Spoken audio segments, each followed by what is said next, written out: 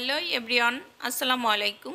Welcome back to my channel Ishra Jahan blogs. আশা করি আপনারা সবাই ভালো আছেন। আমরাও আলহামদুলিল্লাহ ভালো আছি। দেশ এবং প্রবাস থেকে এই মুহূর্তে যারা আমার আজকের ব্লগ ভিডিওটি দেখছেন বা পরবর্তী সময় দেখবেন, আশা রাখি আমার আজকের ব্লগ ভিডিওটি আপনারা অনেক এনজয় করবেন। আজকের ব্লগ ভিডিওটি আমি মূলত শুরু করছি সকালের বাজার দিয়ে।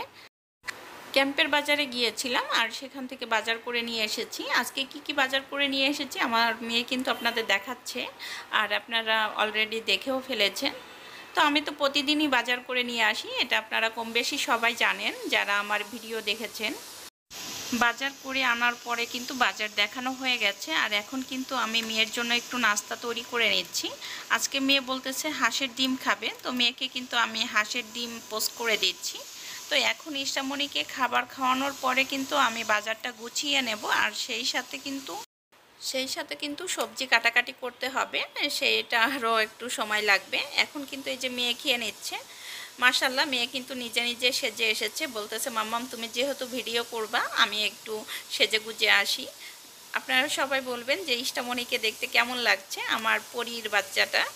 তো মাশাল্লাহ বলবেন সবাই কিন্তু। তো এইদিকে কিন্তু ইশামণি সকালের নাস্তা করে নিচ্ছে। ইশামণির এইদিকে সকালের নাস্তা করা হয়ে গেল, আর এইদিকে কিন্তু আমি চলে এসেছি রুমের ভিতরে। আর এই টেবিলটা আমার কাছে মনে হয় যে ক্লিন না থাকলে পুরো ঘরটাই নোংরা হয়ে গেছে। তো যেহেতু এইটা ব্ল্যাক কালার, ময়লা আসলে কিন্তু তাকিয়ে থাকে, এই জন্য আমি সবসময় চেষ্টা করি দিনের ভিতর 10 বার মোছার জন্য। তারপরেও কিন্তু মোছা থাকে না, ধুলাবালি এসে এমনিতেই সাদা হয়ে যায়। আর এইদিকে ইশামণি কিন্তু টোস্ট বিস্কিট ভরে নিচ্ছে কন্টেনারে। তো ইশামণি কিন্তু টোস্ট বিস্কিট খেতে অনেক বেশি পছন্দ করে, ঘুরে ফিরে একটু টোস্ট বিস্কিট খায়, অন্যান্য জিনিসপত্রও খায়, কিন্তু টোস্ট বিস্কিটটা একটু বেশি খায়, পছন্দ করে, মচমচা থাকে। তো এখন বলতেছে মাম্মাম তোমার কষ্ট করতে হবে না, তোমার মেয়ে আলহামদুলিল্লাহ বড় হয়ে গেছে, আমি এটা করে নিব। তো এইদিকে দেখো মেয়ে কিন্তু সুন্দরভাবে যে করে নিচ্ছে, আর সেই সাথে টোস্ট বিস্কিট খেয়ে নিচ্ছে। আমি বলতেছিলাম তুমি টোস্ট বিস্কিটের লোভেই মনে হয় এই কাজটি করেছো। পরবর্তীতে বলতেছে না মাম্মাম আমি তোমাকে হেল্প করার জন্যই করেছি। আমার বাসা যেহেতু দিন এবং রাত সমান কথা, কারণ রোডে সবসময় গাড়ি চলাচলতি করে আর প্রচুর নয়েজ আসে, এই জন্য রাত জেগে থাকলেও আমি ভয়েস কভার করতে পারি না। তাই এখন আর সেই রাত জেগে থাকি না, ভাবি যে দিনেই ভয়েস কভার করব, কিন্তু তারপরেও দিনের বেলাও শব্দ আসে। আর এখন যে প্রচণ্ড গরম পড়েছে, আমার বাসায় তো আসলে এসি নাই, ভয়েস কভার করতে গিয়ে আমি পুরো সিদ্ধ আলুর মতো হয়ে যাই। ডিপ ফ্রিজের পাল্লাটা খুলে কিন্তু আমি বসেছি ভয়েস কভার করতে। এসির মতো একটু ঠান্ডা আসতেছে, আমার কাছে বেশ ভালো লাগতেছে। তো সেরকম তো আর অর্থবিত্ত বা কোনো কিছুই নেই যে একটা এসি কিনে নিব। এসি কিনা যাবে, কিন্তু এসির বিলটা দেওয়া আমাদের মতো মধ্যবিত্তদের অনেক বেশি কষ্ট হয়ে যাবে। ফ্রিজের কথা বলতে বলতে কিন্তু আমি এখানে চিকেন বিরিয়ানি বের করে নিয়েছি। ইশামণিকে দুপুরবেলা গরম করে দিব, ও দুপুরবেলা খেয়ে নেবে। তো এখন কিন্তু আমি কই মাছ বের করে নিয়েছি, আজকে কিন্তু কই মাছ রান্না করব কচুরমুখী দিয়ে। তো এদিকে কিন্তু আমি ভাত বসিয়ে দিয়েছি, গ্যাস যেহেতু খুব কম থাকে। তো ভাত বসানোর পরে এখন কিন্তু আমি এই যে সবুজ শাক সাথে একটু আলু দিয়েছি, বেশ ভালো লাগে আমার কাছে এই শাকটা। তো আমরা কিন্তু এই শাকটা সপ্তাহে 2-3 দিন খাই, আমার কাছে অনেক বেশি ভালো লাগে। আর এইদিকে সিদ্ধ হওয়ার পরে কিন্তু আমি এই যে বাগার দিয়ে দিচ্ছি।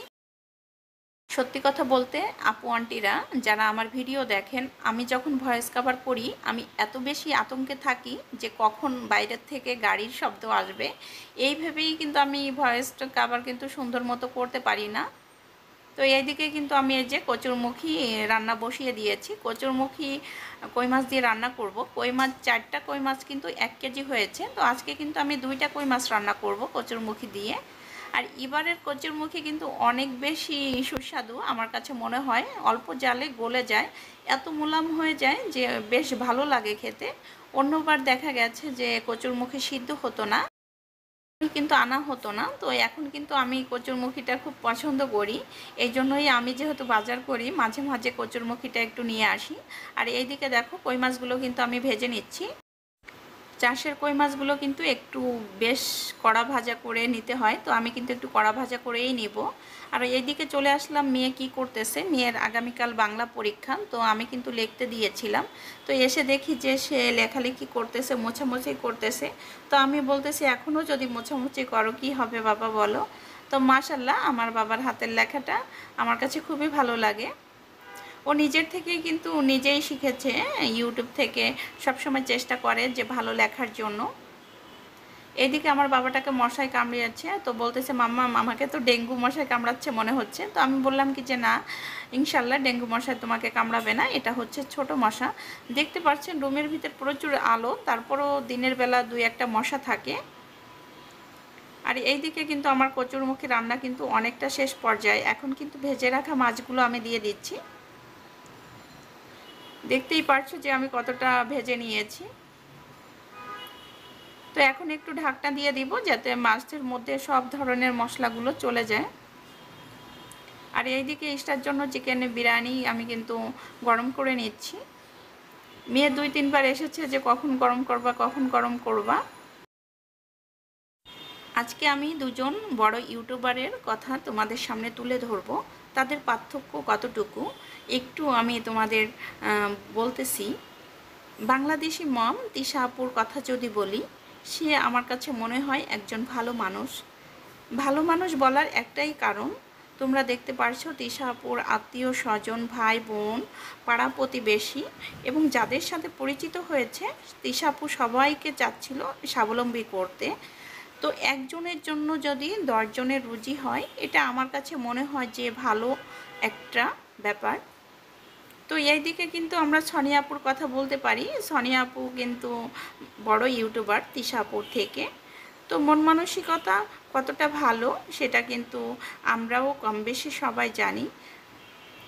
নবীর দেশে ঘুরে এসেছে কিন্তু মন মানসিকতা একটুও চেঞ্জ নেই এই কারণটাই বলতেছি। তার ভিডিও যদি কেউ একটু কিছু বলে নেগেটিভ কথা, সেটা সে সুন্দরভাবে নিতে পারে, কিন্তু সুন্দরভাবে নেয় না, উল্টো এমন বাজে বকাবকি করে, এটা আমার কাছে বেশ খারাপ লেগেছে। তো আমার মতে দুজনেই ভালো, কিন্তু দুজনের পার্থক্যটা কিন্তু একটু ভিন্ন রকম, এই আর কি। সোনিয়াপুর কাছ থেকে আমরা সামনে আরও ভালো ভালো ভিডিও দেখতে পারবো, কারণ সোনিয়াপুর বোন শামিমার বিবাহ অনুষ্ঠান।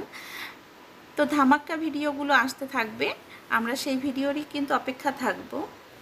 আর ওইদিকে কিন্তু তানজিলাও তিশাপুর মেয়ে, সে কিন্তু বেশ ভালো এগিয়ে চলেছে, এটাও আমার কাছে বেশ ভালো লেগেছে। তো এখন কিন্তু আমরা এই যে সন্ধ্যার নাস্তা করে নিচ্ছি, আর তোমাদের ভাইয়া কিন্তু আনারস নিয়ে এসেছে, তো আমার মেয়ে খুবই পছন্দ করে খায়। নেক্সট ভিডিওতে আবারও আপনাদের সাথে দেখা হবে, ততক্ষণ পর্যন্ত ভালো থাকবেন, সুস্থ থাকবেন। আল্লাহ হাফেজ।